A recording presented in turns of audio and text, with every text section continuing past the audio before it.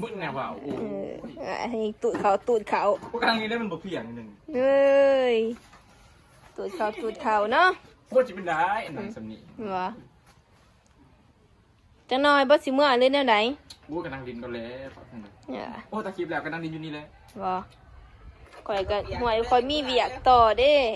เปียก่อนจะพูดอ่ะ โอ้ยสื่อซอยนายอย่างแต่มึงสื่อซอย ซอยแต่ว่า เออ โอ้ยให้ตัวสื่อให้เรา จักหน่อยเพิ่นว่ามาแล้วก็บ่อยากเมื่อได้บ่สุกนี่ กูเปล่าไปถึงได้มา ยังเมื่อ ไก่ ก็นอนเหือนกับมี เออ โอ้ยหลั นั่ บ น ไป ดิ นอน อันนี้เราให้นอน โอ้ย ผมไปซนแล้วก็ยังนอนก็นอนไม่ใช่นอนน้ำก่อย เออ นอนไฟนอนมันเนาะ นอนว่า เออน อนก็ดูจ่าวันนี้ เออ โอ้ยนอนเลยอยากนอนกูอยากนอนก็เมื่อ สินอนบ่รู้สิเมื่อเว้าดีได้ โอ้เมื่อแล้วน้ำลาย เออ แต่ว่าการน้าอย่างก่อนลุกก็คือว่าน้อง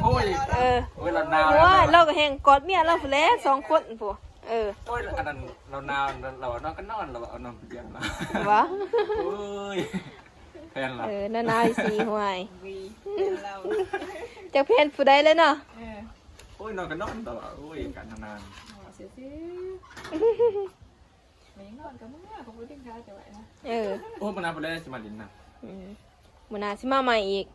ขอยบ่ได้มานำจะเด้อบัดนี้เด้อ พวกมันกูเดียว ข่อยละอุกทางเข้าบ้านไงกลุ่ม